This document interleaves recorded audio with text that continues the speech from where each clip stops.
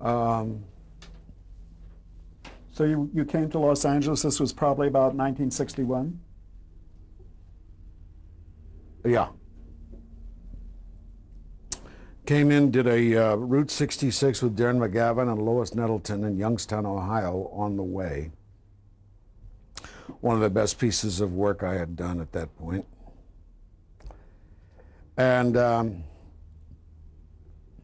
was given an old beat-up Volkswagen by a friend, and another friend was moving out at the same time, had him drive that out here.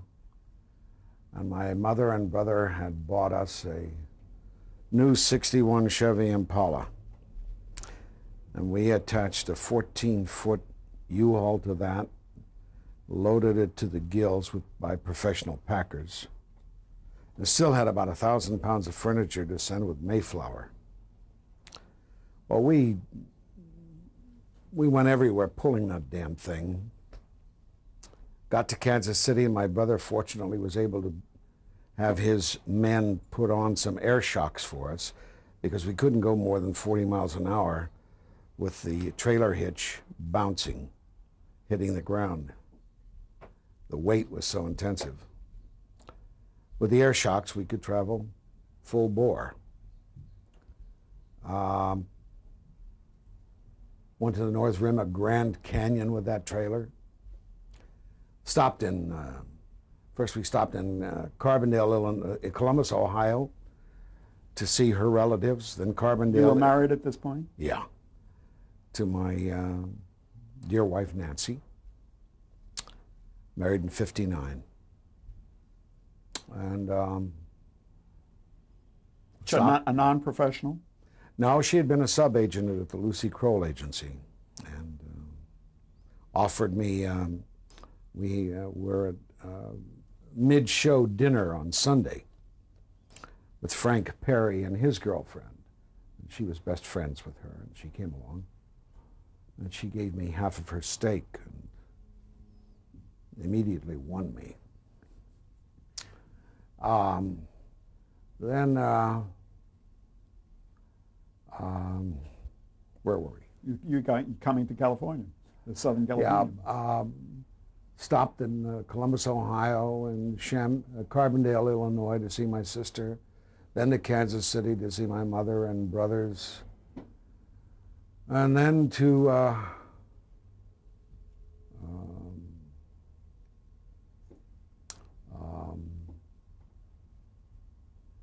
well, then the whole western bit with the Grand Canyon and that.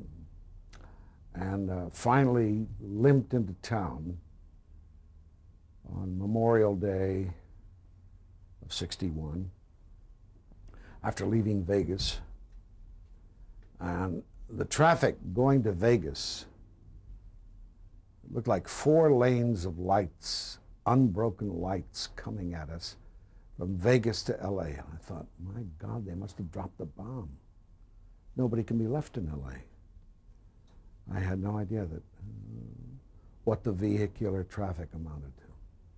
What were you coming to? Did you have a house? Did you? I had a friend out who lived right off Highland, McCadden, that's where he lived. And he said we could park the trailer nearby and spend whatever nights. He had been my roommate in New York.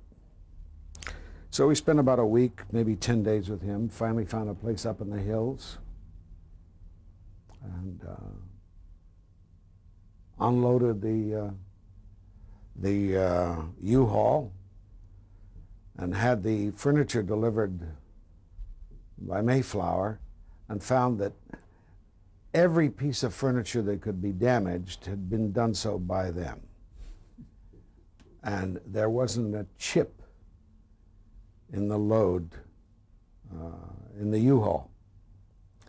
But there were rope burns on the couch, gouges and rope burns on the table, paint splotches. I mean, unbelievable. They couldn't have done more to hurt it. We got some financial restitution from them. Not an auspicious start in Los Angeles. No, but we loved Los Angeles. We loved it. We lived in the hills. First night we're in our little apartment up there and hear noise outside, look out the window, and there are a couple of raccoons lying on their backs in an avocado tree, just munching away, just having the time of their life. I said, this is home. You were telling Toto is a long way from Kansas City. Were you looking to break into pictures? Well, I had signed with an agent out here, a respected agent, Jack Fields, with the Sid Gold Agency. And I came into town in perfect stride. My Route 60, my Naked City had played, and my Route 66 was about to play. And I came in right at the time to start escorting me around the studios, and it was just perfect. I began to work immediately, and in the first half year I was here, made more money than I had made in any year in New York. This was not a time when you had to scratch around for assignments. No, and that was the other refreshing thing. You couldn't pound any beat. You couldn't make the rounds. You waited at home until your agent called you. Now it would pay for you to get out there and shake some moths. Did you did eventually break into movies? Not movies per se. What I got for the most part were, guest appearances on dramatic shows. I was afraid of comedy, although I had been good at it. But nobody was being vaulted to stardom through comedy in those days. The unknowns, I mean. What did you perceive yourself as, a character actor? Character actor, yeah. And so I would do Untouchables, I would do General Hospitals, I would do, not soaps, but the hour shows, Target the Corruptors, Kane's 100. The only 2 half-hour comedies I did, I'm trying to remember what the hell they were. One was Please Don't Eat the Daisies, and the other was something with Bill Wyndham, I think. Please forgive me if this is a particularly naive question, but isn't it, in a way, a brighter future to think of yourself as a character actor than a leading man? Because a leading man is not going to be a leading man once you get a little older. No, you have to be awfully pretty. Yeah. And a character actor can have a long career. Sure. I mean, it's where Sean Connery is now proceeding into. It's what Gene Hackman is proceeding into. It's what Paul Newman is proceeding into. If they're lucky, they can do that. They can make that. Ray Milland's a good example, who was a leading man. And did a 90-minute movie with him and Gene Tierney. So you're going along this way, and as you say, kept very busy. Yeah, very busy. And then in '63, got my first break. Bing Crosby Productions was doing Slattery's People, and I was signed on. I thought I'd really arrived. I was doing first co-star. Richard Crenna was the star. Richard Crenna was the star. And this was a CBS show, as I recall. Yeah. And went east to film something else. I can't remember which. I'm sorry, you played if my memory serves, you played a political reporter. Veteran Capitol reporter, I believe. Here you were working your way up to Lou Grant. Presage of things to come. And I knew that they were going into production at a particular date. And I became very confused as to why they weren't hassling my ass to get back for costume fittings, what? And I was busy filming something else in the East, but they didn't seem to be any hurry to have me show up. So finally, I made inquiries. I may not have even been in the, oh, this is after we made the pilot, which was made in 63, November 22nd in Sacramento. And it was on the floor of the assembly off the ticker tape machine that they have there, that we got the news of Kennedy's death. And that shut down production for the weekend. We came back and finished it the following week. So that was November of 63, and knowing that the series was going to sell, and I did not get called back till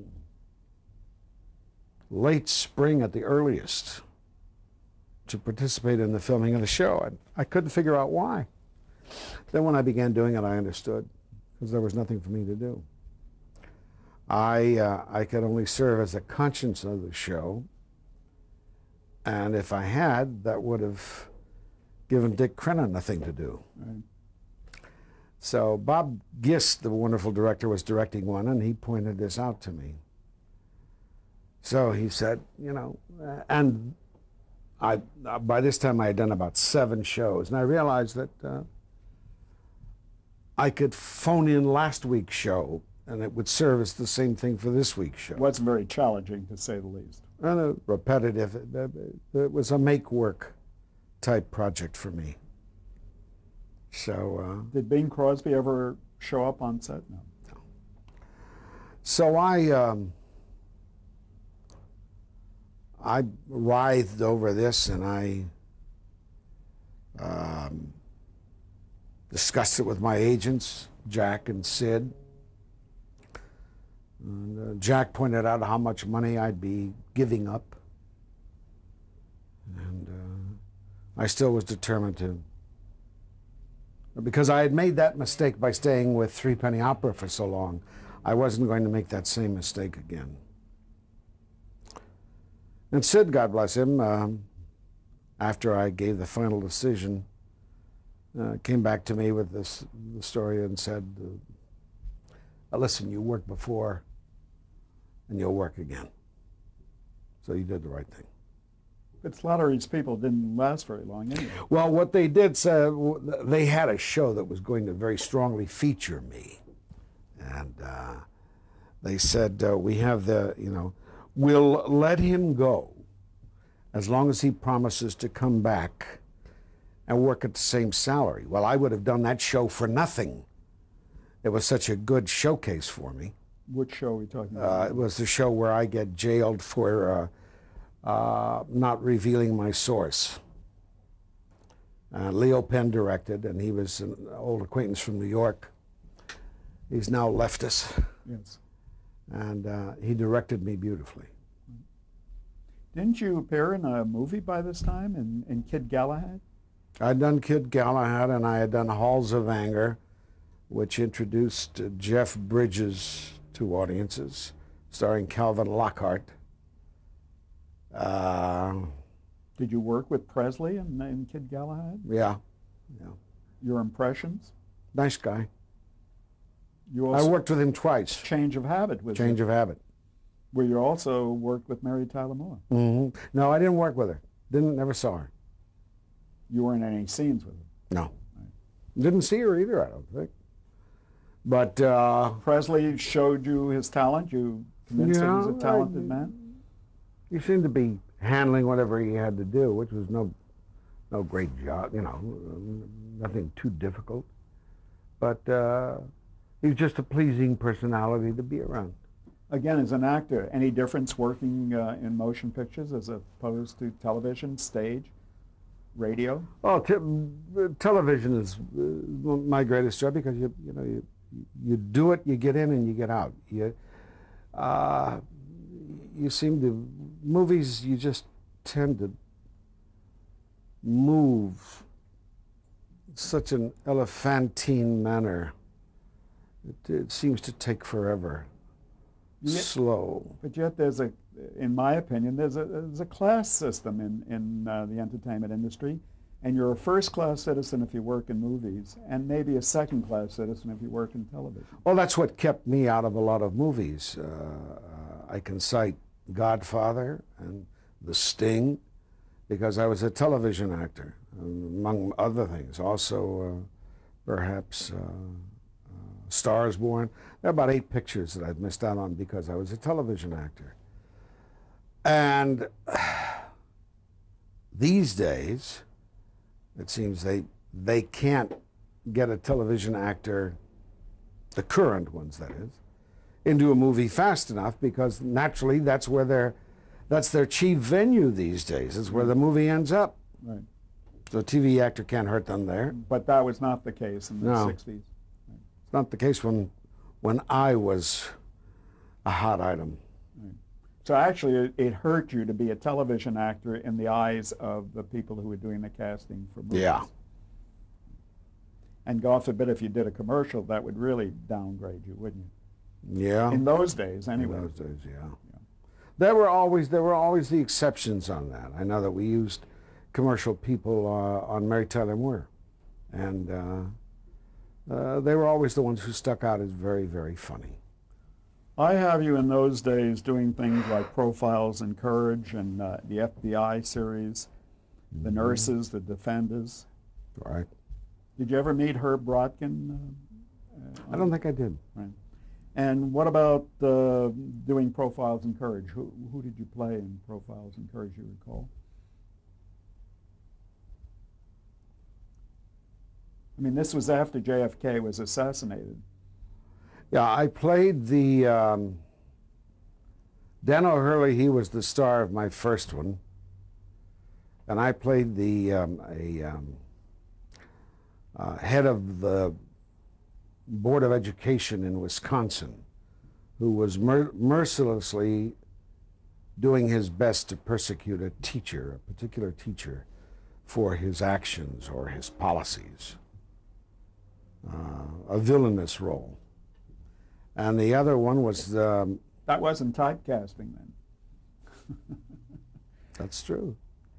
The other was playing President Ulysses S. Grant to, was it Henry Jones doing Hamilton Fish as his Secretary of State, I believe. You know, you had mentioned previously, you brought the name McCarthy and Joseph Welch. Had you been involved in any of that? Were you on the blacklist? Or? I really hadn't done anything. I mean, one can look at me and interpret by my actions or by my thoughts or by my associations that perhaps I had to sign a loyalty oath for my first job with CBS in New York. But the most important thing I always said when I did become engaged politically is the fact that I was small fry up until then, and I had watched my P's and Q's, and I probably wanted to be sure and let people know how I felt. So I became involved. This time it was El Salvador. But that was a while later. After the blacklist. Yeah. No, I became very concerned that the only thing they could get me on was signing the Stockholm Peace Pledge. And they got people on that too. Did you have friends, people you worked with who were, you must have had people who certainly were impacted. Yeah. Your thoughts about that? Was a dreadful time? And it was horrible. It was horrible. It was...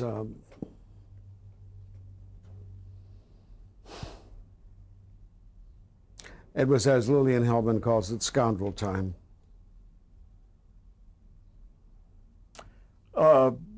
Mary Tyler Moore show came up about this time. We finally made it to that pinnacle. How did you get cast as Lou Grant? Mary Tyler? You've got to tell the the story. You've told the story many times, times, but we haven't heard it. Well, I had done a pilot movie at 20th. The Perry Mason people were looking for a show to come back with now that Raymond Burr was ceasing Perry Mason. They came up with this thing starring Jim Hutton and I was cast as a police chief. Wally Grauman was directing, and he kept looking for funny stuff to do. And I turned him into a comedic police chief. What was this, the title of it? Doug Selby, DA. Mm-hmm. And Grant Tinker, I believe, was an executive at 20th at the time. I could be mistaken, but no, he was an executive at 20th, yes. And he was seeing the dailies, so he had already acquired Jim Brooks and Alan Burns to prepare the pilot for Mary, or whatever they used, and recommended me to them for Lou Grant. They didn't know my work, but they then turned and asked Ethel Wynant, can Ed Asner do comedy? She said, we should explain who Ethel Wynant is. She was vice president of casting at CBS. And she very sweetly and beautifully and eternally gratefully from me said, Ed Asner can do anything. So they sought me out, and I read, and I avoided comedy because I was always worried, how would I repeat the laugh? I didn't know how. So stay away from it. It's not going to do me any good anyway. So I read for them, and when I finished, Jim Brooks said, well, that was a very intelligent reading. Well, when we have you back to read with Mary, we want you to read Wiggy, Crazy, All Stops Out. And I didn't know what the hell he was talking about. And so I was dismissed, and I started to leave, and I said, well, listen, why don't you have me read it that way now, and if I don't pull it off, don't have me back. Now, I have never made such mind, soul-shaking statements such as that in my life. I've always crawled in for jobs and generally crawled out. They said, well, we do have another appointment, but, oh, all right. So I read it like a total nutcase, and made some laughs on their part, and then turned to I did it like a Meshuggah, crazy, nuttily. They laughed like hell. They said, read it just like that when you come back to read with Mary. So what did I do? I mean, I did just like what? So before I came back to read with Mary, I looked at it and I said, just tried to remember all the nutty things I did, and I wanted to repeat them. I did as best I could. And then I found out years later when I left, Mary turned to them and said, are you sure? And the response was, that's your Lou Grant. So I guess they wanted to see how much of a jerk I was willing to make myself look like, and take direction and respond. And they got enough to satisfy themselves. Did you have competition for the role? Yeah, they had a number of people. But Gavin MacLeod was in to see them just before me, and he told him he was wrong for the role, and suggested why couldn't he read for the role of Murray, stuff like that. When did you know that you had the part? I mean, I can't recall whether it was a week, 2 weeks. Mm-hmm. Something like that. When they told you, did you feel like, wow, that you've arrived, or that this is the I felt a lot of that, yeah. Did you have a lot of confidence in Grant Tinker and Burns and Brooks? Yeah, because they gave us gifts when we came back for the first read through of the first show. They gave us gifts, and Jim Brooks gave me I forget what Alan gave me. Jim Brooks gave me a funny plate with Charlie Chaplin on it. And that's class. That's class. I like the way they handle themselves. So And Tinker was a class individual. You could see that. Oh yeah, yeah. He's got that wonderful Brahmin reserve. He holds himself, but he's a good guy while he's doing it. And what were your impressions of Mary? You had not met her previously? No, she seemed very accommodating, willing to tolerate this fool. But she didn't have much of a career previous to that. You had probably more experience than she did. Perhaps more experience, certainly more stage experience. She'd been an intensive dancer, Yeah. but she had all the shows she had done for Dick Van Dyke, don't forget. Did That adds up to a considerable amount of film. Did you believe in the show? Did you believe in the premise of the show? With all my soul. I felt so great that this was the best character I'd ever been asked to do in terms of film or TV. And the shows were the funniest shows I had seen since I'd been in California, the best written. And so opening night, or tape night, film night, everybody was worried about how we would go, how we would do stuff. And I was enormously blithe about the whole thing. I said, it doesn't matter if we're canceled after the first 13. It doesn't matter. When will we have had a chance to do such wonderful characters and such a wonderful script? I mean, that alone is, you should be paying them. Didn't you have to do a demo for the CBS? Yeah, Mary and I did a piece of the show. For the CBS sales department. Mm. You had to convince them, in other words, or give them something to work with. Well, I don't know how much showing of that they did, because what I eventually did, I think, was very different from that. But did they receive it well? I mean, they acted like it, but you can't believe it. And when did the famous "I Hate Spunk" line come into being? That was the first show. Was that in the original script? Yeah. And it was, once again, I spoke of the catharsis that I felt when I was doing Thomas à Becket. The same thing happened here. It was an awesome moment, because when I said, you know what, you've got spunk, and she starts doing the toe and heel bit, and I was so guided by some enormous force. My delivery of the next line was the most perfect it could ever have been. Timing was unbelievable. I hate spunk! And it just made all the difference in the world. It has to be gratifying to know that that scene, if no other, will probably be replayed as long as there's television. Well, gratefully, I look at the Mary Tyler Moore Show and I look at the Lou Grant Show.